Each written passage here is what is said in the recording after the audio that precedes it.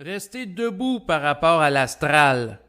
Ici, l'astral qui va être question dans le cadre de cet enregistrement, je l'entends par rapport à tout élément qui retarde l'individu dans son évolution, tout élément qui se rapporte au plan planétaire et qui fait obstacle à l'intégration de l'intelligence cosmique, c'est-à-dire l'intelligence créative qui provient de l'esprit. Et par rapport à cet enregistrement, par rapport à tous ceux que je peux produire, l'important c'est de ne pas croire ce qui est dit, vérifier par vous-même qu'est-ce qui est réel ou non. Le point que je veux faire ici, c'est qu'un individu, dans le cadre de son processus de conscientisation, peut vivre des chocs et être mis en vibration par son esprit qui lui crée des événements oppositionnels pour l'amener à connaître certaines prises de conscience. Et là, par la suite, l'individu, une fois que les chocs sont vécus, qui amène de la clarté, qui confronte l'individu par rapport à ses croyances qu'il pouvait avoir, l'individu peut en venir à plein de réalisations, puis connaître une montée d'énergie en relation avec ça, mais par la suite, une fois que la période de crise ou de choc est dénouée, là, la personne, il faut qu'elle reste dans un état de lucidité pour pas être récupérée par l'astral. Et c'est sûr que l'individu, il faut qu'il soit capable de rester debout par rapport à l'astral, c'est-à-dire tous les éléments qui cherchent à l'amener à être retardé dans son développement, les forces anti-hommes, ce que certains vont appeler les forces sataniques, les forces anti-vie, les forces lucifériennes. Bref, tous les éléments qui empêchent l'individu d'actualiser son plein potentiel. Et pour rester debout par rapport à l'astral, c'est de pas céder à la peur, c'est pas céder à le chantage, à la manipulation, à la croyance, au doute, aux préjugés. Et tout élément qui garde l'individu dans une vibration plus basse. Et c'est très difficile de rester centrique sur Terre parce que on peut régler certains problèmes. On fait face, par exemple, à une opposition d'une personne, on intègre ce qu'on a intégré, mais là, on peut être confronté à d'autres conflits ou d'autres événements adverses. Et c'est sûr que l'astral, par différents moyens, cherche à récupérer l'individu, mais en même temps, simultanément, on peut voir les oppositions qui sont mises en place dans l'existence par l'astral comme étant des opportunités pour l'individu de manifester une conscience qui est extrêmement centrique.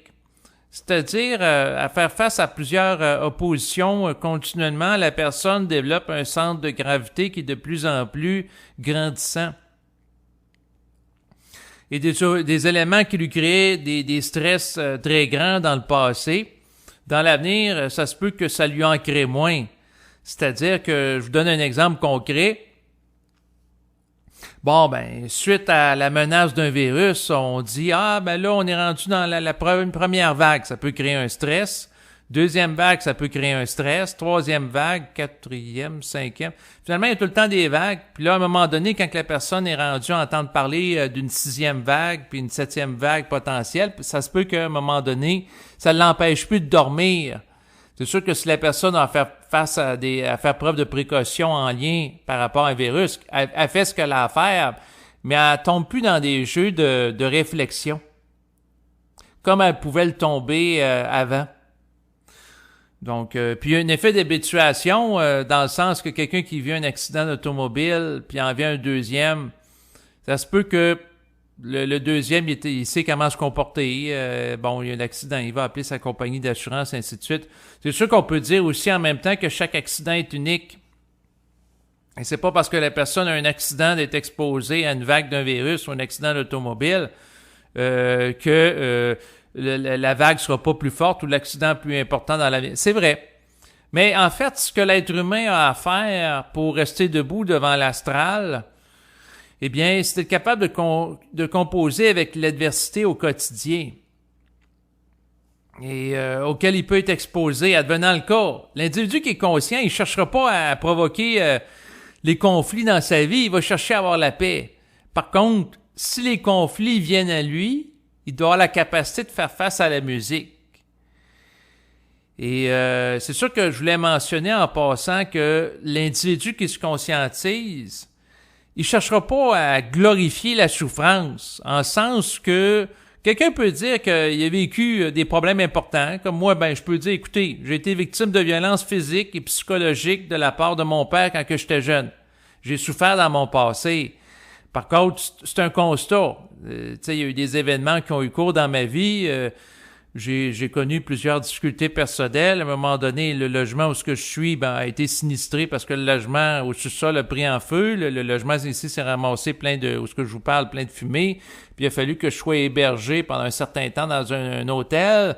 Ensuite, j'ai eu des accidents d'automobile. Donc, j'ai eu différents pépins. Puis sans doute, vous aussi, vous avez été confrontés à différentes problématiques.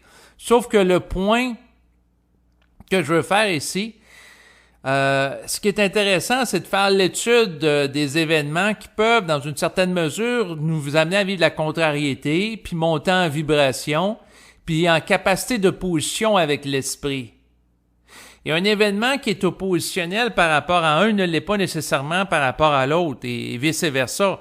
Tout est reçu selon la forme du récipient. Là, c'est un bel adage philosophique, mais qui décrit l'essentiel du rapport réflectif et de la subjectivité de l'individu à l'égard de l'événement. Donc, quelqu'un d'avoir été victime, avoir subi de la violence physique quand il est jeune, c'est très traumatique. Un autre, peut-être un peu moins. Par contre, la personne qui vit une rupture amoureuse, qui n'a pas choisi, lui va trouver ça plus traumatique que sa compagne le quitte, alors que de la violence physique, non. Tu sais, tout varie d'un individu à l'autre.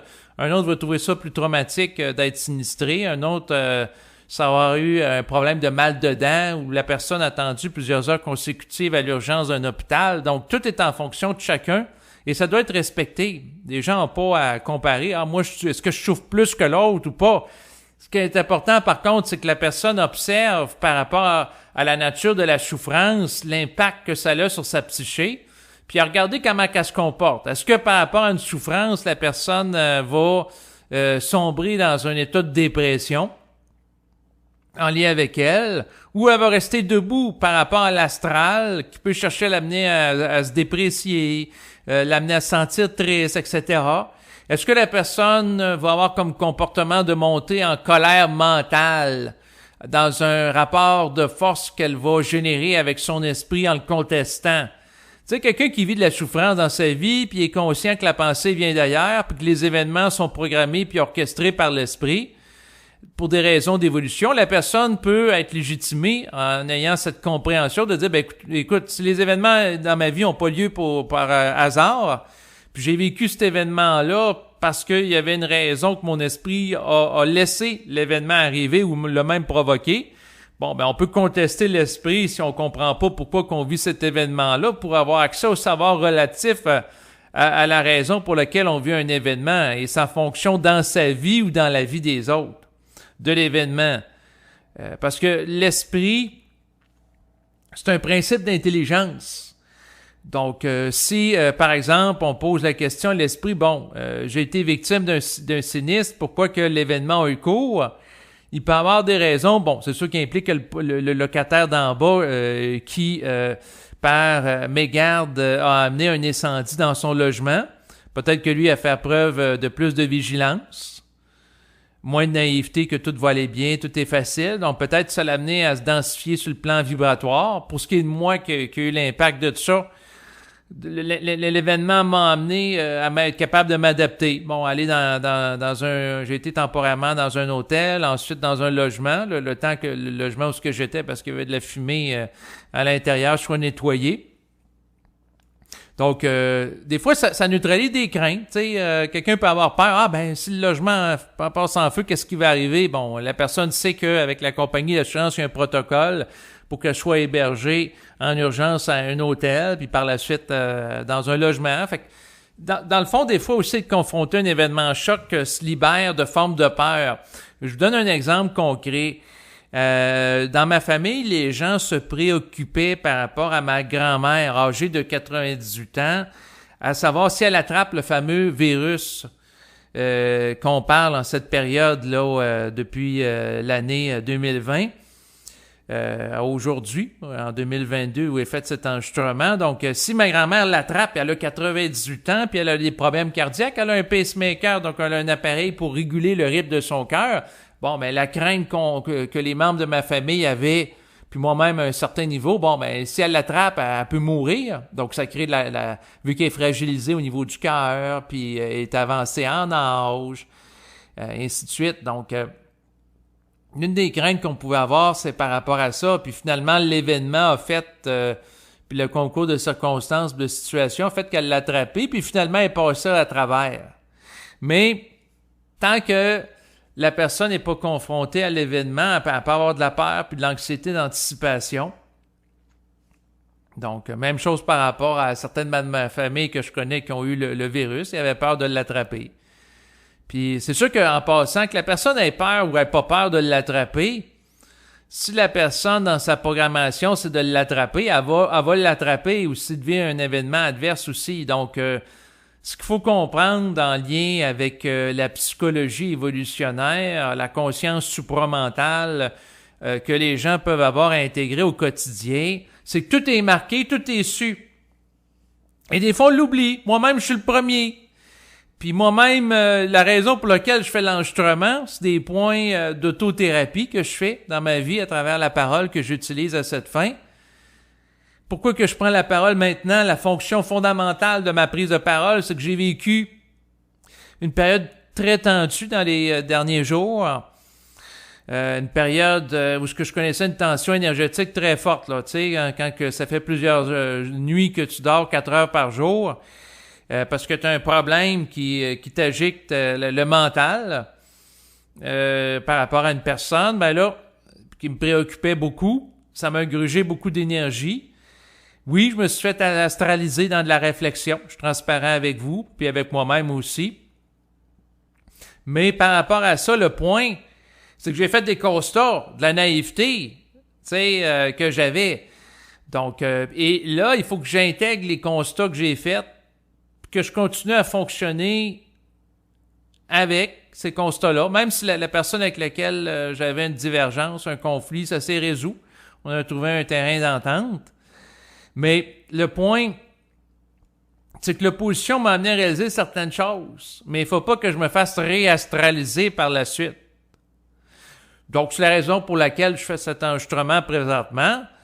Si à un moment donné, quelqu'un qui écoute mes enregistrements et me dit « Regarde, telle chose, ça manque d'ajustement », si vous avez des critiques constructives, vous êtes les bienvenus pour les faire, mais pas des critiques destructives, là, ou quelque chose qui apporte rien de plus sur le plan vibratoire. Donc, c'est ça le point que je veux faire. Donc, des fois dans ma vie, je discutais avec Marc Delassalle quand je faisais des entrevues dans le passé, il m'ajustait sur certains points. Puis là, après ça, les jours passaient, puis voilà, un peu comme une corde de guitare, ça désajuste, je me désajustais. Puis je retombais dans la spiritualité, puis avec mon désir de vouloir orchestrer des programmations, je voulais faire de la visualisation créatrice, bénir pour avoir tout l'argent que je veux, la santé, etc. Puis c'est sûr qu'avec le temps, il y a des gens qui m'ont confronté sur ce point-là. Puis c'est sûr qu'aujourd'hui, je vous parle, je suis pas multimillionnaire, je suis confronté à des situations positionnelles. Puis la seule chose qui apporte vraiment une différence que je dois reconnaître, c'est la colère mentale par rapport à l'esprit. Une différence dans le sens que dans l'état de colère mentale, ça déloge l'état astral. Et si j'ai des insécurités qui sont pas fondées sur du réel, mais plutôt sur de l'anxiété d'anticipation, ben ça permet de les neutraliser puis de monter en puissance. C'est sûr que ça, c'est un point qui est utile dans le sens que pendant que la personne vibre à la colère, elle vibre pas à la peur, elle vibre pas à l'impuissance, elle vibre pas à la tristesse. Elle vibre à une volonté ferme de mise en action et la colère peut être convertie en puissance de volonté émancipatrice de l'astral et d'être à l'image d'un feu qui rayonne dans son environnement et qui vit dans un état où il y a de l'énergie qui est là.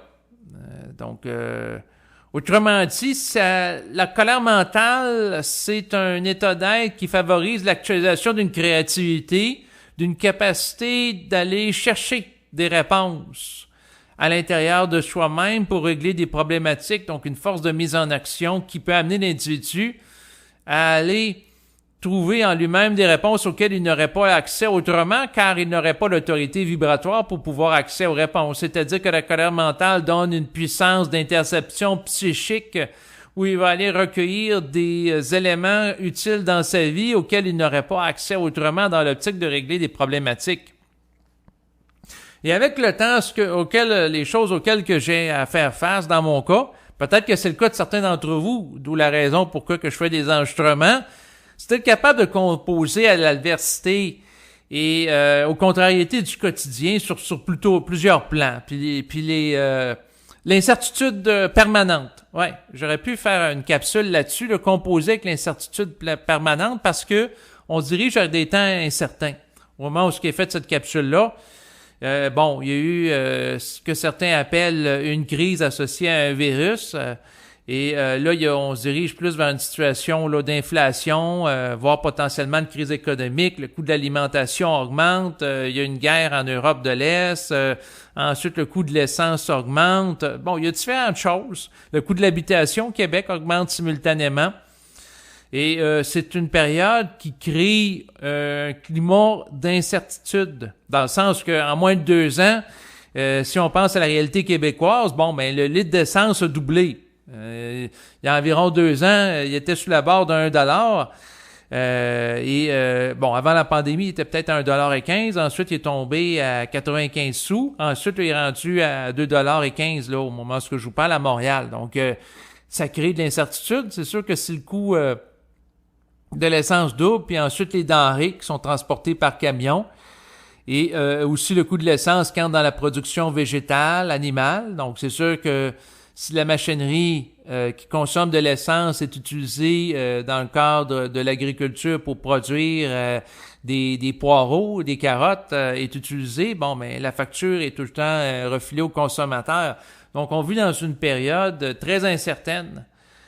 Et on peut le vivre, ça c'est au niveau collectif, on peut le vivre au niveau individuel. Moi, j'ai eu à composer avec le fait qu'il y a plusieurs jours, ma grand-mère de 98 ans était atteinte du virus. Et sa situation n'était pas formidable. Elle avait une bonbonne d'oxygène là, sur laquelle elle était branchée de par ses narines. Et elle avait une difficulté respiratoire. Donc, c'est sûr que si j'avais tombé dans la réflexion, j'aurais pu dire, vas-tu vivre, vas-tu mourir? Vas-tu vivre? Tu sais, quelqu'un peut réfléchir à ça 24 heures sur 24, puis s'épuiser, puis s'empêcher de dormir. Elle va dire, est-ce qu'elle va être encore vivante demain? Elle sera-tu encore vivante après-demain? Donc, c'est des jeux d'anxiété puis d'angoisse auxquels on peut être confronté dans notre vie, en lien avec la capacité réflexive. En réalité, la réflexion, c'est un élément qui occasionne beaucoup de souffrance et c'est une porte d'entrée sur l'astral. Donc, pour ce qui est de ma grand-mère, dans mon cas, j'ai tout dit ce que j'avais à dire avant que l'événement où ce que j'ai appris qu'elle était atteinte du virus arrive. Donc, j'ai dit que je l'aimais. J'ai dit que j'avais apprécié le fait que quand j'étais jeune, elle m'a aidé. Elle a fait du bricolage avec moi. Elle m'a appris des choses. Elle a fait preuve de générosité. Donc, j'ai eu un propos de gratitude à son égard alors qu'elle était vivante.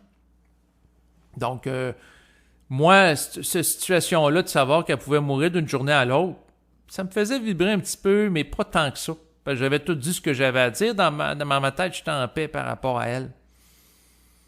Mais il y a d'autres choses qui me font vibrer. Je vous donne un exemple concret. Donc, il y a quelques heures, j'ai appris que, dans le fond, il y allait avoir une visite qui allait être faite chez moi par le courtier immobilier là, qui veut vendre la maison, où ce que je suis, où ce qui est situé mon logement. Puis là, c'est sûr que j'ai donné des consignes pour éviter que le chat se sauve du logement, si vous l'apporte. Je serais pas très content et ma compagne non plus. Mais c'est sûr qu'on pourrait essayer de me jouer sur l'insécurité à savoir, est-ce qu'il fera pas attention puis le chat va sortir du logement. Quelqu'un peut écouter ça de l'extérieur peut dire, c'est pas dramatique, ouais, mais c'est une valeur sentimentale par rapport au chat parce que ça fait au-dessus de 10 ans que tu l'as. Tout est en fonction de chacun. Moi, ça peut me créer une certaine tension, mais bon, j'ai parlé de vive voix, puis il m'a dit qu'elle allait faire attention demain lorsqu'il allait venir dans le logement.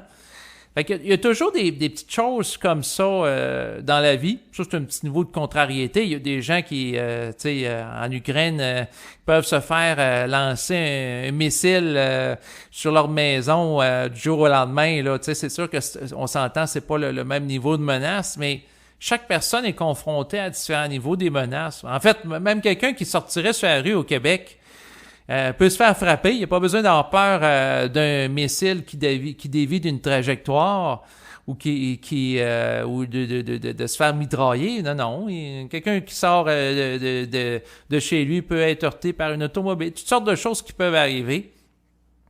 Mais la conscience, c'est de composer que l'incertitude au quotidien, puis les plans nous lâchent pas. De la naissance jusqu'à la fin de l'existence, l'individu va être confronté à différents niveaux d'incertitude.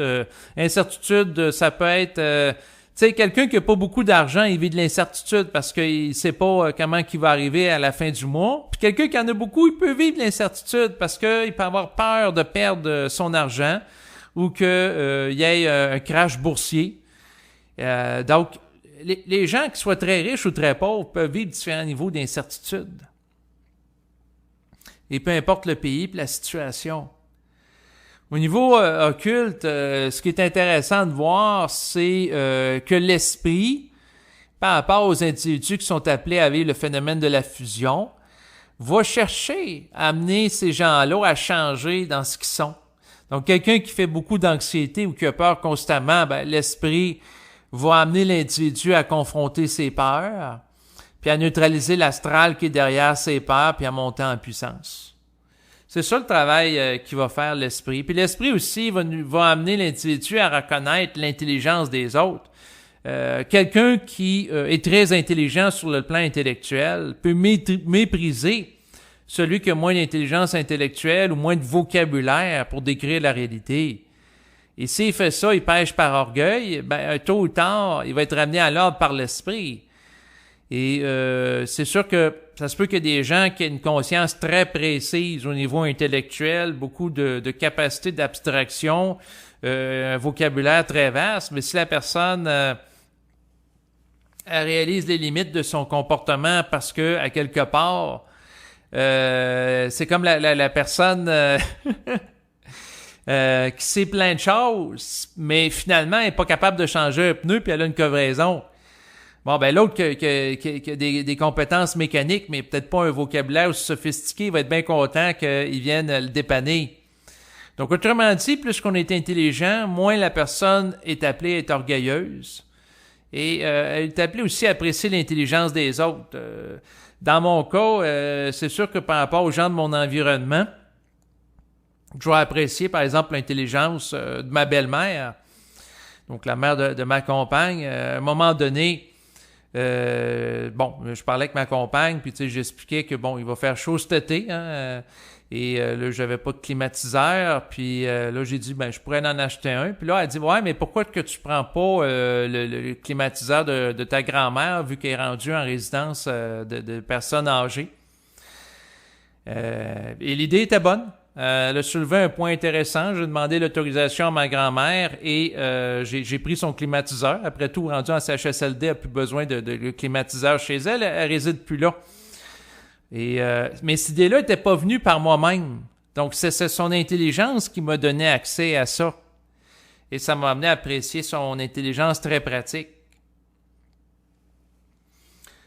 Donc, tout ça pour vous dire que comme l'avait déjà dit Bernard de Montréal, on n'est pas intelligent tout seul et il n'y a pas tard. Mais ce que je voulais dire dans le cadre de l'enregistrement d'aujourd'hui, ce qui est vital présentement, c'est de se tenir debout devant l'astral parce que tabarnak, il va y avoir, il y en a déjà plein d'oppositions et on s'en va vers une zone de tension collective très grande, dans le sens que les gens, les salaires augmentent pas nécessairement en proportion avec l'inflation. Ensuite, il y a des pénuries à différents niveaux. Donc, à un moment donné, c'est une situation tendue auquel on se trouve présentement. Il y a eu des fermetures de commerce, des bars, des restaurants. Donc, une tension sociale qui est là. C'est sûr que par rapport à ça, pour faire face à la tension, c'est d'être capable de convertir l'énergie qui nous fait vivre la tension comme en puissance d'opposition pour amener le double, l'esprit, la contrepartie cosmique individuelle à répondre à nos besoins. Autrement dit, si je souffre d'une condition, je conteste l'esprit pour que le problème se règle, qu'il me donne l'intelligence de la solution. Ou s'il n'y a pas de solution à être appliquée, l'intelligence de pourquoi une condition donnée, je la subis dans le temps. Donc, c'est ça le point que je fais. Sinon, en fait, ce que je voulais dire, c'est de regarder aussi comment que les individus en situation de crise, de pénurie, peuvent s'en sortir. Donc, l'intelligence qui vient de la nécessité. Au niveau de l'esprit, il est très bon là, de créer des situations où la personne est obligée de sortir de sa bulle. Moi-même, j'ai été obligé de sortir du logement que j'avais quand il a été sinistré. Il y avait plein de fumée ici, c'était plus vivable. Donc, il a fallu que j'aille ailleurs. J'ai pas le choix de sortir de ma bulle. C'était imposé à moi. En tant qu'égo, est-ce que j'aurais choisi ça? La réponse, c'est non. Est-ce que l'événement m'a changé? Oui. Parce que ça m'a amené à réaliser que tout ce que je peux prendre pour acquis, que ça va bien dans mon logement, que ça va bien au niveau amoureux, etc., tout ça, là, peut être appelé à changer sans préavis. C'est un petit peu comme, par exemple, on va voir des fois là, des documents là, qui se rapportent à des produits et par rapport à une offre qui est faite et c'est marqué « Les tarifs peuvent changer sans préavis ». C'est la même chose avec l'esprit. Toutes les formes sont mutables. Donc, c'est ça. Écoutez, à un moment donné, c'est ça. J'ai été un bout de temps avec ma compagne, sans préavis. Je m'en doutais un peu. À un moment donné, il y avait comme un peu plus de tension. Ma compagne m'a laissé. Ensuite, mais ça, c'est sans préavis. Elle est revenu avec moi. Ça, je m'y attendais pas. Fait que ça va dans tous les sens. Si on réfléchit l'événement, que l'événement est négatif parce que quelqu'un quitte un autre alors qu'il n'a pas voulu ça, puis que l'autre est positif parce qu'il revient, la réflexion de l'ego crée une polarisation de l'événement. Alors que si l'individu est détaché, puis il dit « on verra », là, il est neutre par rapport à l'événement. Et là, ça l'empêche de vibrer émotivement. Parce que si la personne vit une rupture, puis la personne vibre émotivement parce qu'elle se sent victime, elle se sent délaissée, elle vit une forme de tristesse, elle dépense de l'énergie. Elle peut se faire astraliser par rapport à ça. Mais c'est sûr que c'est facile à dire de rester neutre par rapport à une rupture amoureuse ou un sinistre ou différentes choses. Moi-même, par rapport à ces événements-là, j'ai pas été neutre. Mais d'avoir compris que tous les événements servent, c'est sûr que ça aide à faire face à l'événement, mais en même temps, ce qui est intéressant, c'est d'aller voir par en dedans pour avoir une explication spécifique par rapport à l'événement vécu. C'est quoi la fonction dans sa vie? C'est quoi qu'on a à comprendre de l'événement? Comment que l'événement peut participer à notre développement? Et là, ici, je parle pas de faire de la rationalisation psychologique. Je parle plutôt de communiquer à l'intérieur de soi avec son esprit. Donc, tu sais, si la personne a réfléchi en disant « Ah, c'est un mal pour un bien » ou ça va m'aider à faire preuve de détachement. Ça, la personne peut réfléchir, puis oui, elle peut recadrer l'événement psychologiquement, puis ça donne un certain résultat. Mais moi, ce que je parle pour aller chercher le résultat fondamental qui va donner la ligne directrice de la nature d'un événement dans son fondement occulte en apparence, donc dévoiler la nature de l'événement par rapport à l'esprit, c'est poser la question à l'esprit, pourquoi j'ai tel problème de santé? Puis là, s'il y a un silence, eh bien, c'est capable de monter en vibration puis à revenir à la charge, puis jusqu'à temps que la personne ait une réponse. Mais ça se peut que la réponse, ça fasse pas son affaire. Et si la réponse est confrontante puis elle fait pas plaisir à l'ego, parce qu'elle dit pas qu'il est beau puis qu'il est fin, là, ça peut devenir intéressant. Mais ça peut être des choses aussi bébêtes que de dire, c'est pour t'apprendre à être libre de la forme, à te détacher. Donc, ça peut être la forme d'un couple, ça peut être la forme de logement, et ainsi de suite. Ça peut apprendre à faire primer le principe de la vibration avant la forme. Ça peut donner plusieurs choses. C'est du cas par cas et c'est en fonction de chacun. Et c'est sûr que l'idéal aussi, c'est que c'est la personne qui entre en contact elle-même avec son esprit pour comprendre le sens d'un événement ou d'un problème de santé chronique. Parce que si un autre donne de l'explication à une autre personne et que c'est une explication qui est erronée, parce que teintée de sa subjectivité, ben, à ce moment-là, ce qui arrive, c'est que ça peut désinformer l'autre. Et puis en même temps, ben, ça le garde dépendant. Tu sais, si quelqu'un fait une lecture vibratoire à l'autre, pourquoi qu'il perd le logement, puis la personne n'apprend pas à communiquer directement avec son esprit pour avoir l'information, ben, ça le garde dépendant. Puis là, par la suite, il y a un autre sinistre qui va poser la question à une autre personne, un problème de santé, une rupture amoureuse, et ainsi de suite. Tu sais, on peut tout le temps se référer aux autres, mais il faut qu'éventuellement la personne se réfère à elle-même et si dans sa programmation, c'est de vivre la fusion, elle n'a d'autre choix que de se référer avec elle-même et acquérir une autonomie psychique réelle. Et même si elle ne veut pas subjectivement, elle ne pourra pas faire autrement parce qu'elle n'aura pas le choix, parce que son ego va être mis en échec par l'esprit qui va avoir une ascendance sur elle en tant que personne qui réfléchit. Parce que l'intelligence réflexive illimitée est en relation avec du mémoriel qui relie la personne au passé, alors que l'intelligence vibratoire, c'est une intelligence qui est créative. Et ce qui est créatif a toujours une ascendance sur ce qui est mémoriel. Pourquoi? Ben parce que ce qui est créatif est capable de se renouveler, tandis que ce qui est mémoriel ne se renouvelle pas. Autrement dit, ce qui se renouvelle a une capacité d'initier des nouveaux mouvements, tandis que l'autre, c'est juste d'adapter. C'est un jeu défensif. Comment dire? Celui qui a l'avantage sur l'autre, un peu comme un joueur d'échecs expérimenté qui a toujours un coup d'avance sur l'autre, c'est l'intelligence créative, parce que lui, il voit les différentes choses venir, puis il est capable d'amener quelque chose de nouveau. Alors que l'autre qui n'est pas capable d'amener quelque chose de nouveau, il n'est pas capable d'anticiper une nouveauté pour y faire face.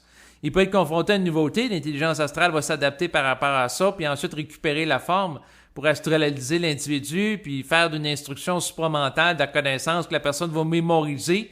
Puis la personne peut délaisser une religion pour mieux se relier psychiquement à la mémoire d'une instruction, puis devenir les disciples d'un initié au lieu d'être les disciples d'un maître spirituel ou de Jésus ou du Messie. La personne canalise son énergie autrement, mais si la personne est consciente qu'elle se fait récupérer dans un rôle de disciple spiritualisé à l'égard d'un instructeur supramental, la personne va être capable de s'en dégager puis faire des mouvements de force par rapport à ça. Donc, puis être capable de se détacher des enregistrements, pas vivre d'insécurité, c'est séparer des livres ou des enregistrements, ainsi de suite. Puis être capable de s'auto-générer dans sa parole, faire ses crises d'enregistrement par rapport à elle-même si on a le besoin de vibrer de la parole. La personne est capable, qui vit une forme d'autonomie, à se donner elle-même toutes les réponses à toutes les questions qu'elle peut se poser dans sa vie. Parce que, à quelque part, elle est consciente que la pensée vient d'ailleurs. Donc, si la pensée crée des questions dans la conscience, eh bien, on peut contester la pensée derrière la question pour l'amener à nous donner la réponse. Parce que la pensée qui questionne génère des formes, mais on peut générer des formes dans une autre direction. On peut contraindre la source à se manifester créativement par rapport à soi pour résoudre des énigmes qu'elle met en place dans notre vie. Ben oui. On peut être des judokas psychiques. Tant que la personne est soumise à l'esprit, elle subit une programmation et ses dictats. Lorsque la personne monte en colère, en puissance d'opposition, et elle a une volonté qui est le résultat de la conversion de l'énergie de la colère transmutée en puissance oppositionnelle, eh bien, à ce moment-là, elle peut s'opposer à l'esprit. Et si elle s'oppose à l'esprit puis à une volonté inversement proportionnelle à celle de son esprit, elle développe à ce moment-là une capacité de ne plus subir les dictats de l'esprit et de s'unifier à lui, car à ce moment-là, elle a un taux vibratoire similaire au sien, ce qui l'amène à connaître une compréhension intégrale de la raison pour laquelle elle a vécu des oppositions. Mais tant qu'il y a un décalage vibratoire entre l'esprit et l'individu en tant qu'ego ou en tant qu'âme, l'individu vit une forme d'incompréhension par rapport à l'esprit, parce que son taux vibratoire est plus bas, donc il peut pas comprendre, saisir la portée et la profondeur des ajustements que vise l'esprit à lui faire de la perspective de son intelligence, étant donné qu'il n'est pas capable de percevoir avec clarté l'intelligence de l'esprit à 100%. Tant que l'individu n'est pas totalement un avec l'esprit, il subit l'esprit, puis il doit monter en intelligence par rapport à l'esprit. Et ce qu'il faut comprendre par rapport à l'esprit en tant que contrepartie cosmique de l'individu, c'est qu'il ne fait pas de cadeau. L'esprit, c'est intelligent, c'est intransigeant aussi. L'esprit va imposer des conditions. Et par rapport à ça, l'esprit ne va pas s'abaisser au désir de l'ego et jouer l'heureux de l'astral. L'esprit, bon, il peut chercher à manipuler l'individu pour tester sa naïveté, mais l'esprit va tout le temps veiller à faire évoluer l'individu. Et l'esprit amène l'individu à s'élever pour qu'il légalise son niveau. Donc l'esprit ne s'abaisse pas sur le plan vibratoire. D'ailleurs, il œuvre à partir d'un plan de réalité qui est au-delà de la matière, qui est au-delà de la dimension physique, mais qui est lié psychiquement à l'individu, qui interagit sur le plan matériel avec d'autres êtres vivants à travers son corps biologique. Donc, tant que l'individu n'est pas aussi intelligent que l'esprit, il subit la programmation. Lorsqu'il devient aussi intelligent que l'esprit, il comprend l'intelligence de sa programmation. Et là, à ce moment-là, il s'y oppose plus. La boucle est bouclée. Encore là, est-ce que l'individu qui a conscience de l'intelligence de l'esprit s'y oppose plus parce qu'il comprend pourquoi telle chose arrive? Ça mène pas une zone de soumission? C'est une bonne question à poser. Et là, vous voyez, je tombe un peu dans un vide, une forme de réflexion, parce qu'il faudrait que je monte en vibration pour aller chercher l'information. Est-ce que je vais être capable de faire ce saut en hauteur présentement? C'est une bonne question. Mais là, je commence à tomber dans une zone d'hésitation. Mais est-ce que... Je vais essayer de le parler vibratoirement puis monter en vibration. Et ça, quand que vous voyez que ça bloque, ben il faut monter. C'est pas évident.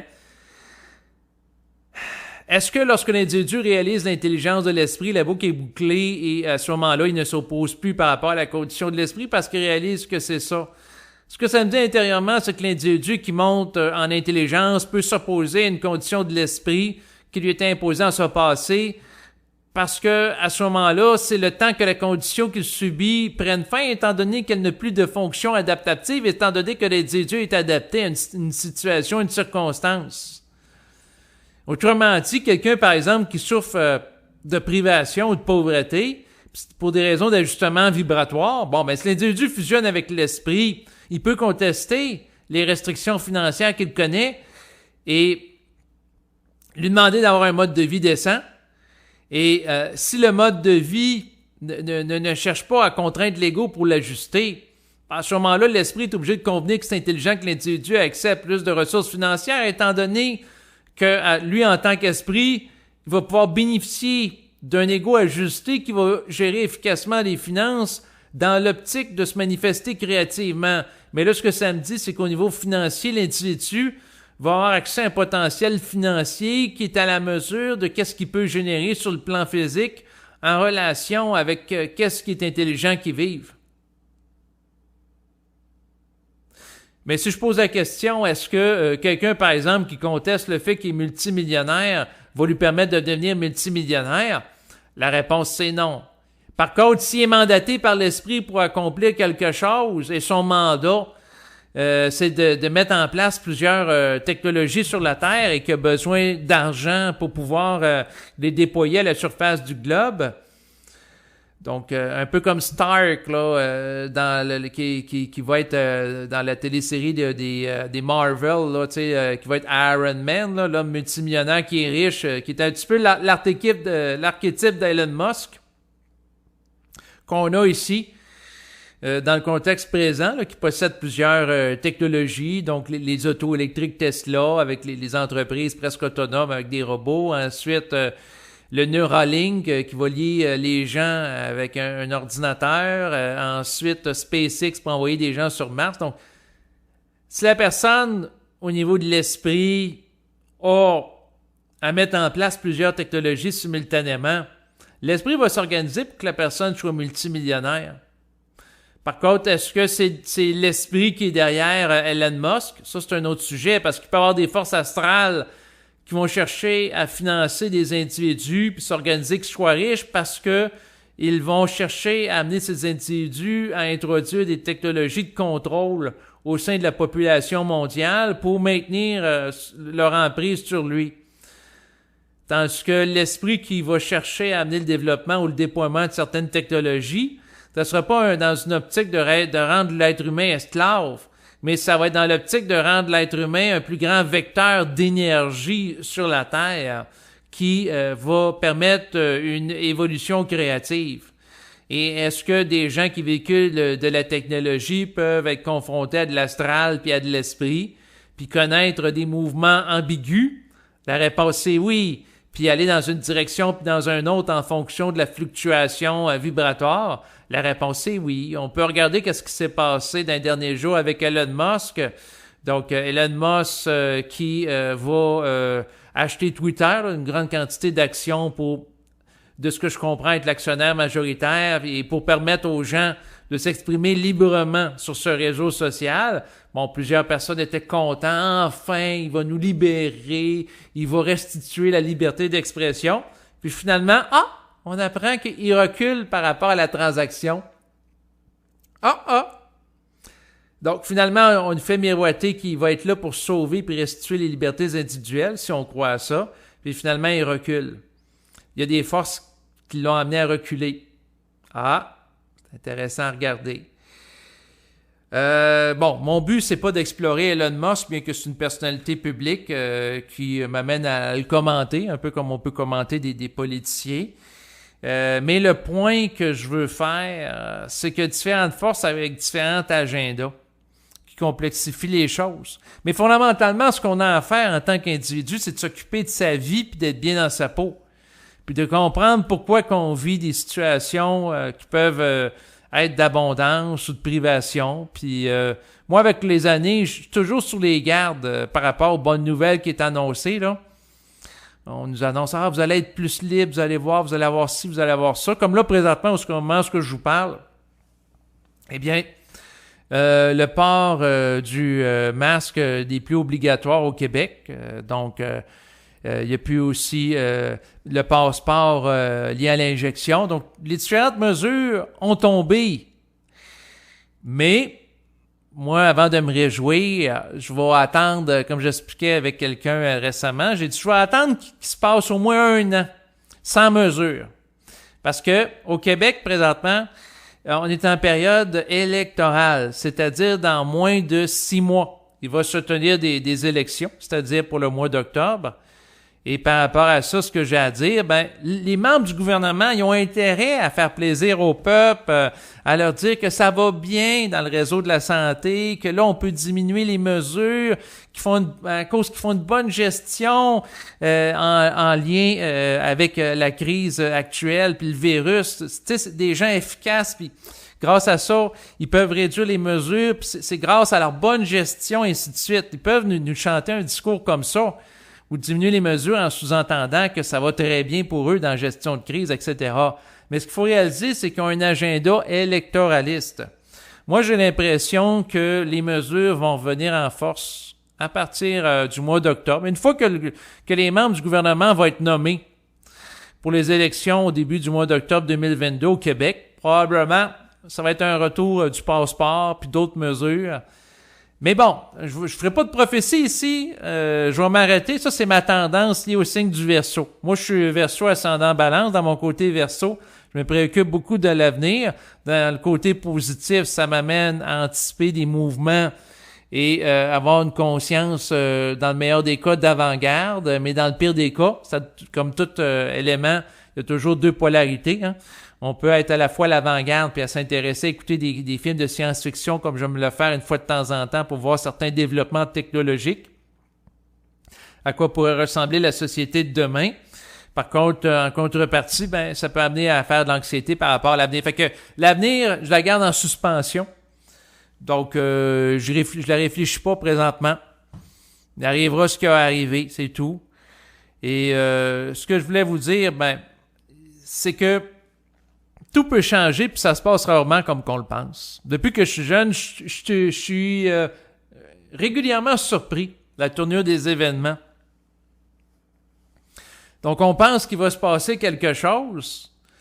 Tu sais, on peut penser qu'un parti politique va être élu ou sinon ça va être un autre. Puis finalement, c'est un parti politique qu'on s'y attendait pas du tout qui peut gagner des élections. Donc, il peut y avoir des effets de surprise. Sinon, dans un autre ordre d'idée complètement différent, ce que je voulais vous dire aussi, c'est que la vigilance de la conscience peut vous amener à vous intéresser à certains phénomènes au niveau physique. Et dans mon cas, les concours de la vigilance, il y a quelques années, je me souciais de la qualité de l'eau, puis des fois, on a des belles surprises. C'est-à-dire que là, j'ai eu un cadeau de ma mère, c'est un filtre à eau. D'ailleurs, je la remercie pour ça. Ça s'appelle Zero Water. C'est un filtre à plusieurs niveaux pour filtrer, entre autres, là, la présence de plomb dans l'eau, puis de différents métaux lourds qu'on peut retrouver. Et ça vient avec un thermomètre. Et la beauté de la chose, parce que j'avais déjà acheté dans le passé le filtre Brita, puis bon, après un certain délai de temps, il faut le changer. Mais on n'a pas, avec le filtre Brita, de thermomètre qui nous permet de savoir en temps réel à quel moment le filtre doit être changé. Parce que il y a trop accumulé de polluants. Puis l'eau, à ce moment-là, est moins bonne, est moins filtrée. Donc, tandis que là, avec le thermomètre de Zero Water, ça c'est en Amérique du Nord, là. J'ai eu droit à un kit. Bon, ben, une fois de temps en temps, je vais regarder l'eau du robinet. Bon, là, dans mon cas, l'eau, il y a du plomb. Ça dépasse la norme qui est présentée comme étant acceptable là, en lien avec le produit Zero Water. Puis aussi, ça permet, une fois que je mets l'eau dans la carafe et filtrée, ben, de regarder là s'il y a du plomb. Et je fais ça pour améliorer la qualité d'eau que je consomme. Mais on est exposé à plusieurs polluants ici en Amérique du Nord, un peu partout dans le monde. L'eau est polluée et contaminée. Puis, je lisais récemment un article, c'était dans le Journal de Montréal, qui expliquait que les enfants qui consomment de l'eau avec du plomb, ça peut les amener à être hyperactifs. Et aussi, ça peut nuire à leur concentration et nuire à leur rendement scolaire. Alors, je partagerai l'article en bas de l'enregistrement d'aujourd'hui.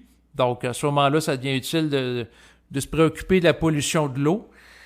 Et c'est sûr que l'information que je reçois de mon esprit au fil des ans est toujours la même. C'est-à-dire que notre environnement se dégrade pour des raisons de pollution.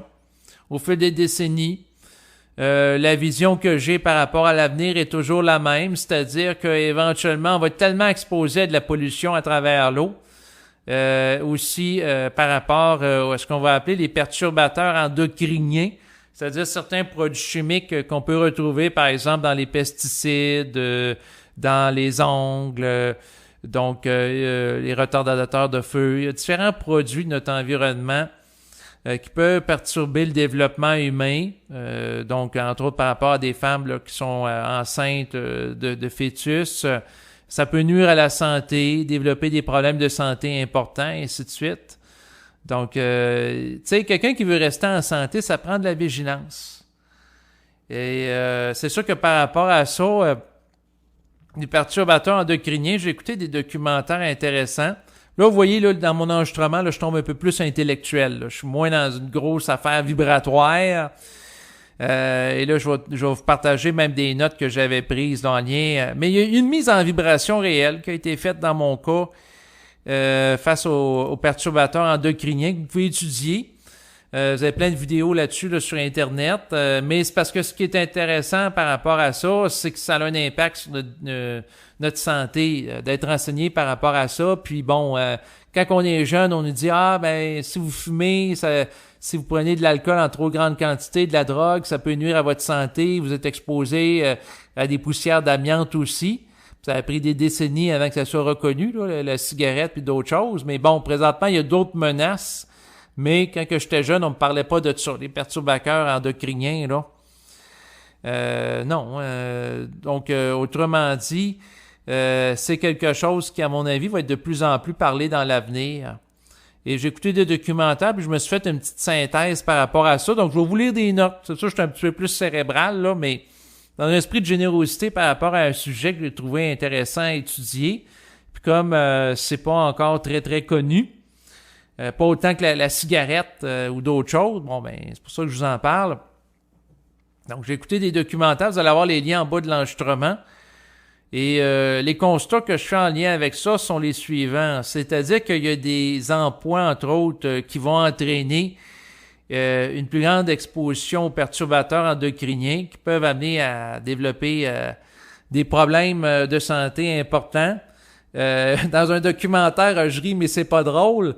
Un enfant qui est exposé à ça se ramassait, mettons, un enfant masculin à développer des seins ou avoir un micro-pénis. Donc, mais ça peut être lié aussi à développer des problèmes assez graves. Là, on parle de cancer, là, tu sais. Bon, les choses, les emplois qui peuvent amener une exposition à des perturbateurs endocriniens, selon ce que j'en comprends en fonction des vidéos que j'ai écoutées, que je partagerai des liens, c'est les emplois d'agriculteurs, naturellement. Quelqu'un qui est ouvrier agricole puis est exposé à journée longue à des pesticides, puis si en plus c'est une femme qui va avoir des enfants, ben c'est sûr que ça peut perturber le fœtus, un peu comme la femme qui va fumer en même temps la cigarette ou qui va boire de l'alcool. Ensuite, préposé à l'entretien ménager. La personne est exposée à ce moment-là à plusieurs produits chimiques de nettoyage. Ensuite, coiffeur ou coiffeuse et esthéticienne. Donc, coiffeur, c'est sûr, les produits pour faire des teintures par rapport aux cheveux peuvent en comporter. Ensuite, esthéticienne, le vernis à ongles. Donc, quelqu'un qui est exposé aux vapeurs de vernis à ongles à journée longue ou exposé aussi avec ses mains à toucher à ça, ben, ça peut avoir un impact. Donc, c'est sûr que ce qui expliquait, bon, idéalement, un commerce de coiffure ou d'esthétique, ça soit bien aéré, que les gens portent des équipements de protection comme des masques et des gants. Et plus particulièrement, les femmes enceintes ne devraient pas être exposées à de tels produits. Donc, c'est sûr que la source d'exposition qui est très grande, c'est les emplois qui amènent l'exposition à des produits chimiques. C'est sûr, si je pose la question à mon esprit, pourquoi qu'on a des produits chimiques qui peuvent nuire à la santé, c'est parce que le mental des individus qui les ont engendrés n'est pas totalement ajusté, puis il y a des questions d'ego puis d'orgueil. Tu sais, la personne, elle n'a pas une vision à long terme de l'impact de ses actions. Elle n'a pas une compréhension multidimensionnelle, ce qui fait que les produits qu'elle va générer ne seront pas ajustés. Puis si la personne est au courant, si on pense à la cigarette, où ce qu'il y avait des compagnies qui étaient au courant que le tabac était nocif pour des gens, mais qui continuaient pareil à vendre de la cigarette, ce que ça nous dit, c'est que l'appât du gain était plus grand que la volonté de préserver la santé des autres. Autrement dit, le principe de se faire de l'argent parce qu'on a peur d'en manquer est plus grand que le respect de l'homme pour l'homme, de l'être humain pour l'autre être humain. Pourquoi? Ben, parce que la personne est astralisée, puis comme elle a peur de manquer d'argent, ben, elle dit, ben, moi, je vais fermer les yeux sur le fait que la cigarette, c'est nuisible pour la santé de mes clients, puis je vais empocher mon argent, puis que si eux autres étaient à ma place, ils feraient probablement la même chose. Et là, ça devient un cas de conscience ou d'éthique. Et comme les gens ont peur, ben, ils vont accepter de vendre leur âme au diable ou que leur conscience soit corrompue. Est-ce que moi, ma conscience est libre de la corruption? La réponse, c'est non, car si je serais totalement libre de la corruption astrale, probablement que je ne serais pas d'enregistrement présentement. Donc, j'ai encore des choses à ajuster et c'est la raison pour laquelle je parle. Et là, c'est ça, quelqu'un peut rétorquer, ouais, mais si quelqu'un, c'est vraiment un initié qui vient sur la Terre pour donner l'instruction à l'humanité, est-ce que, dans le fond, la personne, elle peut parler une instruction sans qu'elle ait des choses à ajuster? Et moi, j'aurais tout le temps réponse à répondre que non, dans le sens que si quelqu'un vient sur une planète, quand même que la personne soit super consciente, elle a quelque chose d'apprendre ou d'en retirer, car sinon, elle ne viendrait pas ici. Tu sais, ça y apporte vraiment à rien, puis elle fait juste donner une instruction sur la Terre qu'elle maîtrise totalement. Pourquoi que, tu sais, elle fait ça s'il n'y a pas quelque chose à intégrer ou à ajuster? Ça peut être d'intégrer la condition humaine. Et là, ça devient intéressant à parler. Parce que tout sert. Donc, je me perds un peu. Je vais essayer de garder le focus.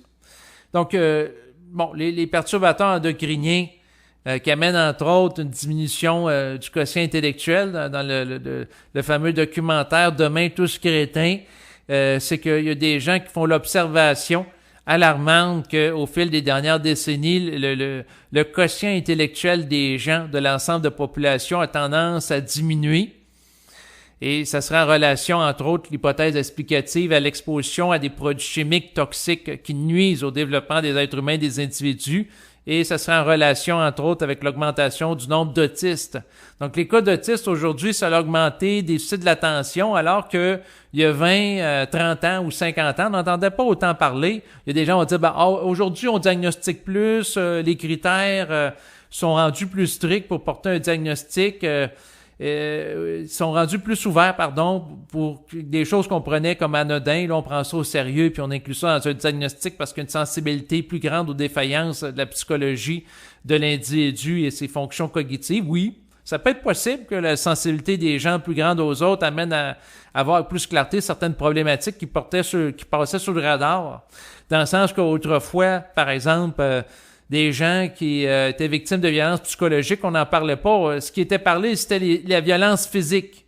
Puis avant que ça soit parlé, la violence physique, les gens étaient victimes de violences physiques et psychologiques, puis ça se parlait pas. À un moment donné, socialement, la société en Occident a décidé que les enfants qui sont victimes de violences physiques de la part des parents, c'était plus acceptable. Mais ils fermaient les yeux sur la violence psychologique. J'avais déjà parlé avec un gars qui... dans le fond, était victime de violences psychologiques, puis qui était famille d'accueil pour la DPJ, sa famille. Là, j'ai failli tomber sur le derrière. Donc, il recueillait des gens qui étaient victimes de violences physiques pour que sa famille, qui le faisait subir de la violence psychologique, les accueille. Et la raison qu'il me donnait, c'est un monsieur avancé en âge quand même, là, il n'y a pas 20 ans, là, il était avancé en âge avec lequel j'ai parlé.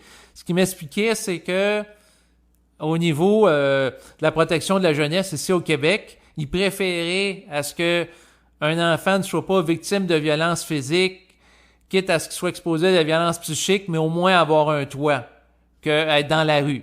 Là, je comprends que c'est le moindre mal, tu sais, au lieu que la personne se ramasse itinérante. Elle est mieux dans une famille qui va avoir de la violence physique, mais pas psychologique, mais pas physique. Mais encore là, c'est pas tout à fait ajusté. Aujourd'hui, on regarde ça avec le recul, puis on trouve ça abominable. Donc, le moindre mal, à une époque, c'était au début, il tolérait la violence physique, psychologique, ensuite la violence physique, violence psychologique. Puis là, après ça, on s'est mis à étudier plus des conditions comme le trouble de déficit de l'attention, l'autisme, différentes problématiques, puis donner des ressources, etc. Donc, une sensibilité plus grande par rapport à ça. Ce qui fait qu'aujourd'hui, il y a plein de diagnostics qui sont faits. Des fois, je me demande si c'est pas à outrance, mais bon, ça, c'est un autre sujet. Donc, je vais revenir à mon sujet, je vais essayer de me concentrer. Donc, les perturbateurs endocriniens peuvent nuire au quotient intellectuel puis à la santé en général. Bon, c'est sûr que quelqu'un peut, dans un premier temps, éviter d'être exposé en emploi. Ensuite, éviter les lieux qui exposent directement les gens, par exemple à un agriculteur qui fait de l'agriculture intensive là, avec des pesticides, ou ce qui sont régulièrement, la personne est régulièrement exposée. Ensuite, éviter de consommer des produits en comportant, par exemple des légumes qui sont arrosés aux pesticides. C'est sûr qu'idéalement, manger biologique à la place. Mais encore faut-il avoir l'argent pour acheter des légumes de type biologique qui habituellement coûtent plus cher. Ensuite, éviter, c'est sûr, utiliser du vernis à ongles. Moi, ça, j'en porte pas. Des teintures non plus. Il y a sorti des sortes de shampoings, des nettoyants à la maison qui peuvent en comporter.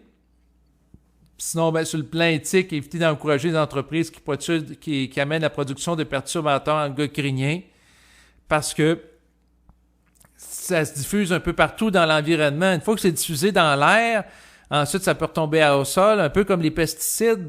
Donc, quelqu'un qui arrose un champ et avec les eaux de pluie, c'est envoyé dans le ruisseau qui est proche du champ. Puis là, les gens qui vont faire de la pêche aux poissons par rapport au champ qui se situe, par rapport au ruisseau qui se situe proche du champ, ils peuvent se contaminer parce que si le poisson en mange, puis les autres mangent le poisson, ils vont se contaminer. Tout est interrelié. Et puis c'est sûr que quand on regarde les pesticides, c'est quoi? Ben, c'est des produits qui sont faits pour la plupart d'entre eux pour tuer des insectes en agissant sur leur cerveau, en attaquant leur fonctionnement. Donc, ils sont neurotoxiques. Puis là, quand tu t'arrêtes à ça, puis tu te dis, OK, le pesticide cherche à tuer l'insecte, puis il est neurotoxique. Et si quelqu'un est exposé à un perturbateur endocrinien, puis ça a un impact sur son système nerveux ou son système cognitif, ça devient comme logique. C'est une espèce de... fait penser un petit peu à une espèce de notion de retour karmique. Quelqu'un s'en prend à un autre être vivant pour le contaminer, puis finalement, lui-même se voit exposé au même problème de contamination. Puis s'il en prend trop en grande dose, ben là, il peut développer des problèmes de santé en lien avec ça. Mais sinon, l'utilisation des perturbateurs endocriniens vus à un autre niveau, ça amène une forme de darwinisme social. Une belle expression pour dire que ce sont habituellement les gens les plus pauvres de la société qui vont faire du travail qui est souvent faiblement rémunéré par rapport aux professions auxquelles je mentionnais tantôt, comme préposé à l'entretien ménager, ensuite agriculteur ou ouvrier agricole, ensuite les gens qui vont travailler aussi comme coiffeurs ou esthéticiennes. Habituellement, c'est pas du monde qui sont millionnaires. Donc, eux autres sont exposés à des produits chimiques qui peuvent nuire à leur santé, nuire à la fertilité, nuire à leur progéniture, qui peuvent développer des problèmes de santé par la suite. Et donc, ça crée une espèce de cercle vicieux. Parce que, dans le fond, ces gens-là, ça peut les empêcher de sortir d'une condition de pauvreté. Dans leur reportage qui s'intitule « Demain, tous crétins », que je vous propose de regarder, je mettrai le lien en bas de l'enregistrement à présent, il était question que par rapport à des ouvriers agricoles qui étaient exposés à des pesticides, il y avait leur famille qui vivait proche des champs qui étaient arrosés régulièrement de pesticides. Et à ce moment-là, le nombre de jeunes enfants atteints d'autisme était nettement plus élevé que la population en général, selon la vidéo là, Demain tous crétins, parce que, dans le fond, les pesticides amenaient une perturbation de leur développement alors qu'ils étaient des fœtus ou des jeunes enfants.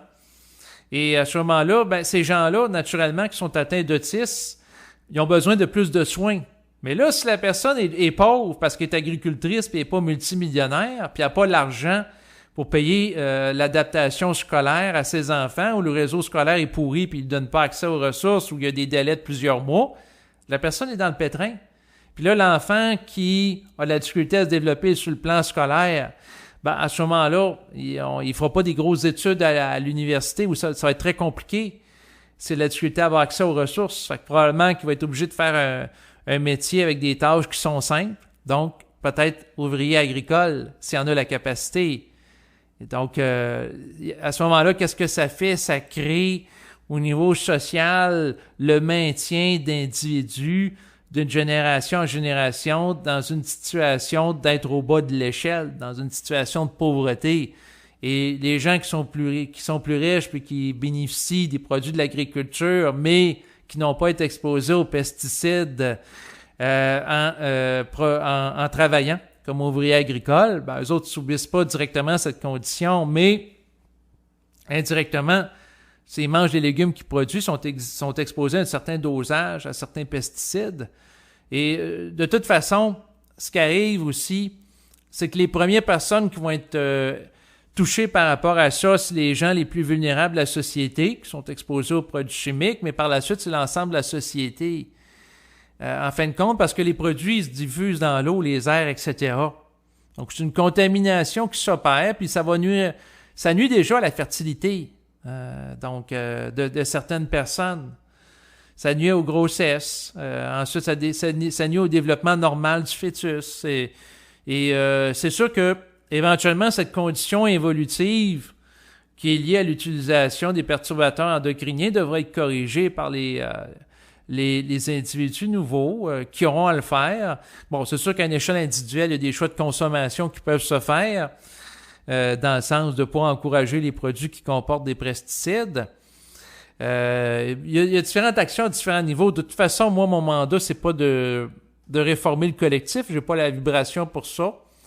J'ai à agir à mon niveau, puis d'observer qu'est-ce qui se passe. Et c'est pas parce qu'on nous parle pas de ça quand on est jeune à l'école. À mon avis, on devrait le faire. T'sais. On devrait dire aux jeunes, ben écoutez, si vous avez l'intention d'avoir des enfants, ou si vous voulez rester en santé longtemps, ben puis vous travaillez dans l'agriculture, idéalement, ou dans d'autres secteurs, utilisez les équipements de protection adéquats, que ce soit des gants, des masques, etc. Mais c'est sûr qu'on peut toujours creuser, dans le sens que au niveau de l'esprit, il n'y a rien qui arrive pour rien. Il y a des raisons de karma et de programmation. En fait, le point que je voulais faire par rapport à ça, c'est sûr que si la personne est consciente que l'intégrité, l'âme en tant que telle est consciente que l'intégrité du fœtus qu'elle va incarner est compromise, et que l'âme, pour des raisons de karma, incarne un fœtus, alors qu'elle sait très bien que les deux parents ont une génétique qui a été contaminée par des produits chimiques, qui va faire en sorte que par la suite l'âme va avoir un corps qui va être affecté par des perturbateurs endocriniens, et puis à 50, à quelque part, elle a à vivre une programmation en lien avec ça. Et c'est sûr que, dans le fond, il n'y a pas de hasard. Tu sais, si un enfant naît dans des conditions abominables ou des conditions très riches ou peu importe, il y a des raisons de programmation derrière ça. Et c'est sûr qu'on peut poser la question à l'esprit. Pourquoi que telle personne vit ça ou telle autre? Mais fondamentalement, ce qui est utile, c'est de comprendre pourquoi qu'on vit sur une planète expérimentale comme la nôtre. C'est sûr que moi, quand je regarde toute la pollution qu'on connaît, s'il y a des abonnés en passant Netflix, je vous propose d'écouter le film qui s'intitule Au trouble, qui est par rapport à une entreprise aux États-Unis qui a contaminé l'environnement avec des produits chimiques. Et il est question que la toile, c'est-à-dire le poêlon Teflon, avec la substance qui empêche, par exemple, à l'œuf de coller sur le poêlon.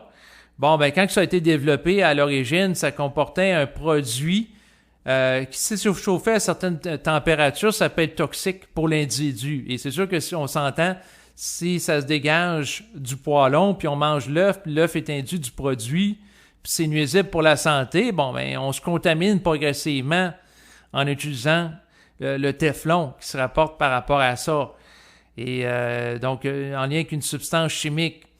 Donc, il y a un très beau vidéo là, par rapport à ça. C'est un film qui est très captivant par rapport à des démarches juridiques.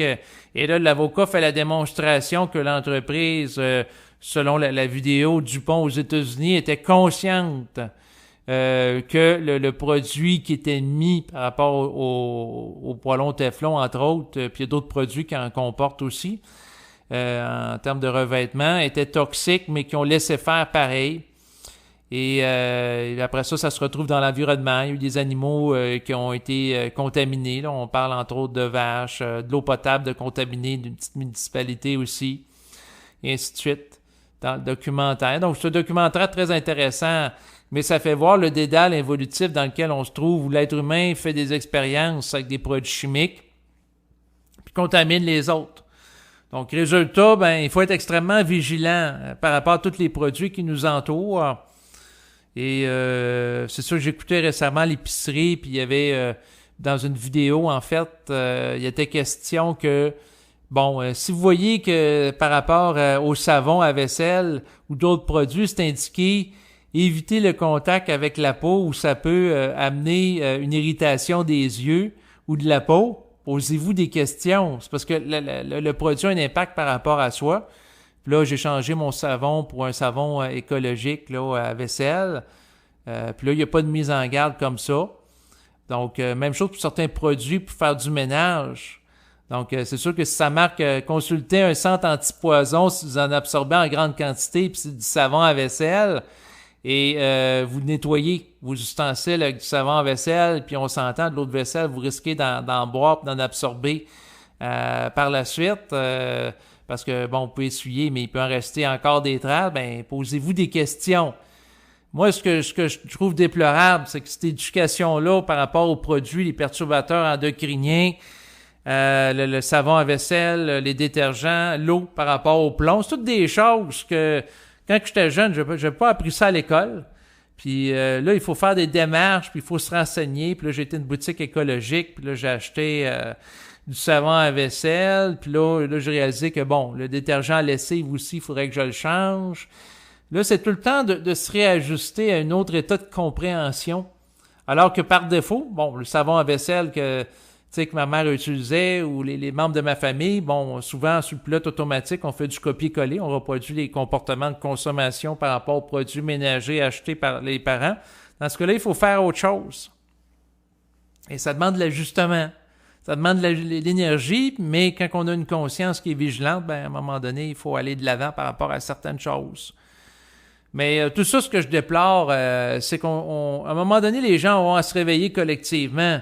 C'est-à-dire qu'on déverse plein de produits chimiques toxiques dans l'environnement depuis des décennies, et tout ça sous l'appât du gain, puis on dit « Ah, à un moment donné, dans les générations futures, ils vont régler le problème. » Mais non. En tout cas, je ne sais pas qu'est-ce qui va arriver.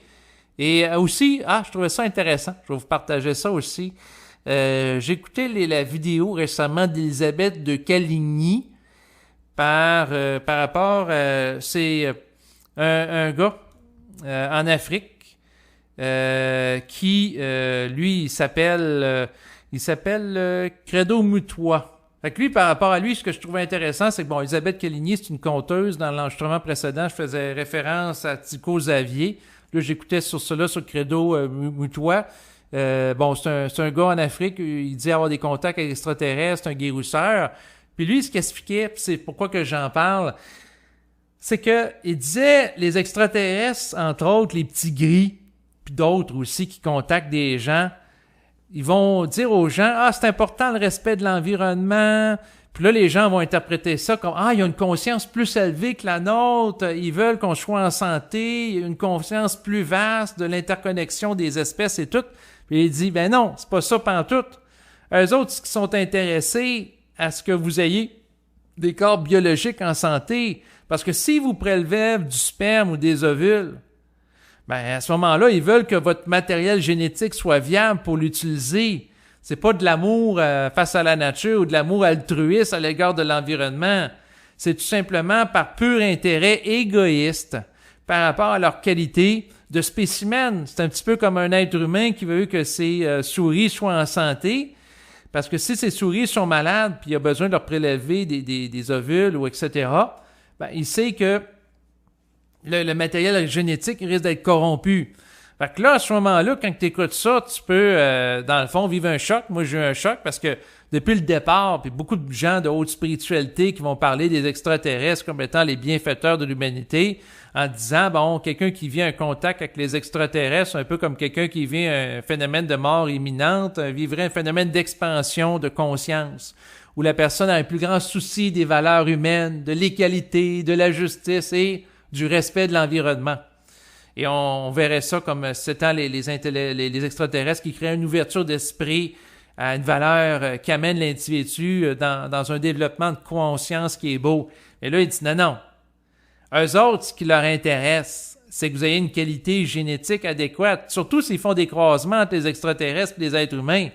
Donc, si le matériel génétique des êtres humains est corrompu parce qu'il est exposé à des produits chimiques toxiques, ou des perturbateurs endocriniens, si on déduit l'essentiel de son propos, ben eux autres, ça fait pas leur affaire. Fait qu'eux autres, leur affaire, c'est que vous arrêtez de polluer, non pas pour sauver la nature ou par un principe d'amour par rapport à la vie en général, d'expansion de conscience, mais tout simplement par intérêt d'avoir des spécimens qui soient en santé pour que s'ils prélèvent des ovules ou ils fécondent des femmes, puis ils créent des hybrides sur le plan génétique entre des êtres humains puis des extraterrestres, que les hybrides soient viables.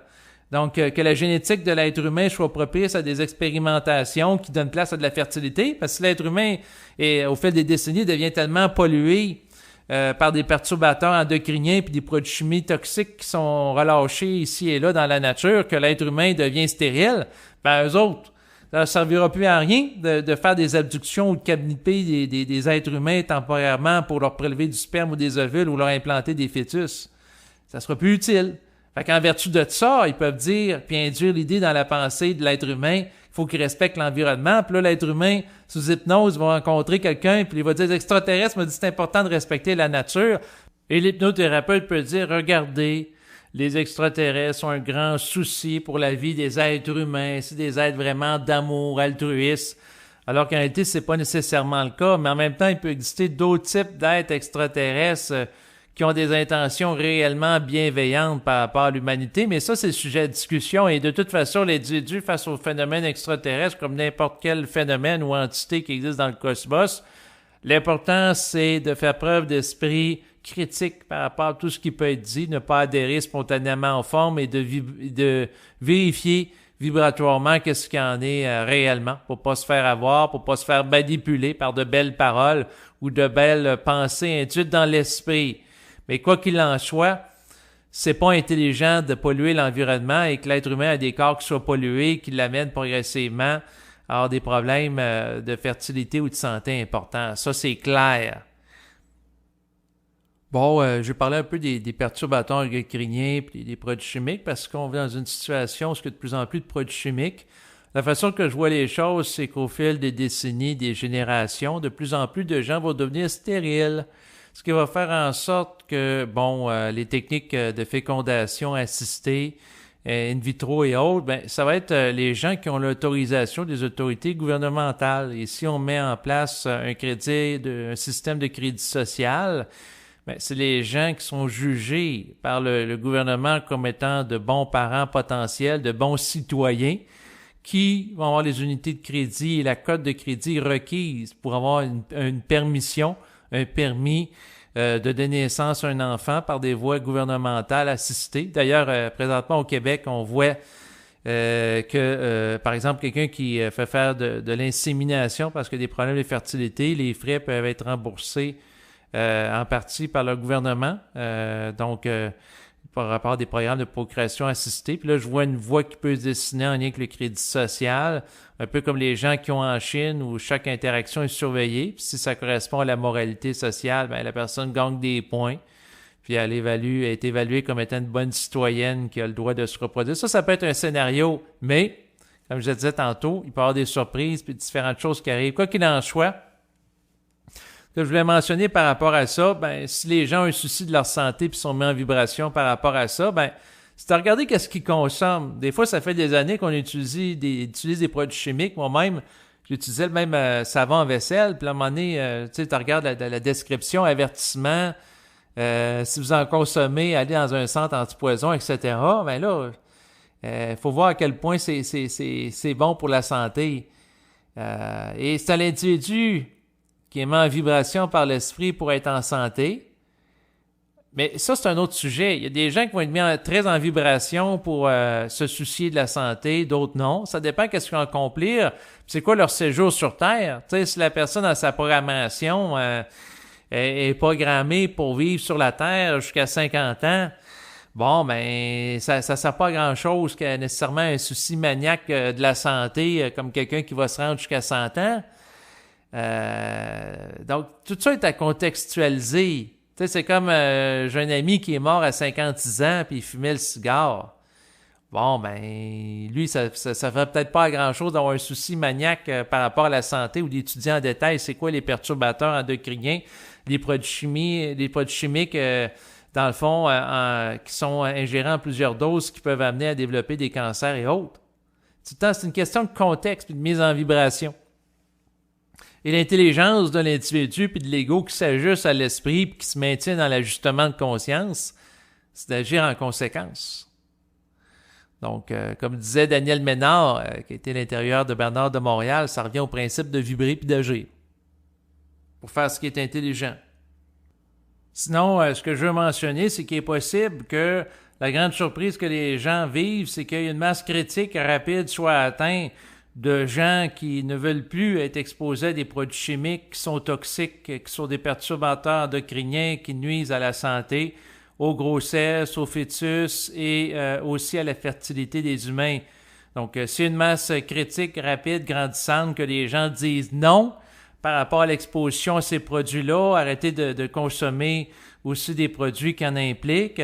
À ce moment-là, il y aura peut-être un changement de l'industrie chimique rapide qui va être entamée, puis une dépollution aussi de la terre en lien avec ça. Donc, qu'il y ait des actions qui soient mises en place là, pour que ça arrête d'utiliser ces produits-là. Puis il y a un changement. Il y a eu des changements qui ont eu cours. Par exemple, la cigarette, bon, ben avant, c'était permis dans les lieux publics au Québec, comme les restaurants, les gens fumaient dans les écoles, dans les cinémas, et ainsi de suite. Aujourd'hui, c'est plus permis. Il y a des changements qui peuvent s'opérer. Donc, si les gens se conscientisent par rapport à ça, c'est au niveau collectif. Mais que le collectif se conscientise ou pas par rapport à l'exposition des produits chimiques, ça y appartient. Moi, ce qui m'appartient individuellement, c'est que si j'ai à agir pour pas être exposé à ces produits chimiques-là, ben prendre mes précautions. Comme je sais que, par exemple, il y a des fruits, que ce soit les raisins ou les fraises, bon, ben on retrouve davantage de pesticides par rapport à ces fruits-là que d'autres fruits. Bon, ben c'est de consommer en conséquence si j'en ai la vibration naturellement. Voilà ce que je voulais dire par rapport à ça. Donc, sur ces considérations, je vais mettre fin à cet enregistrement audio. Je vous remercie de votre écoute et je vous dis à bientôt. Au revoir.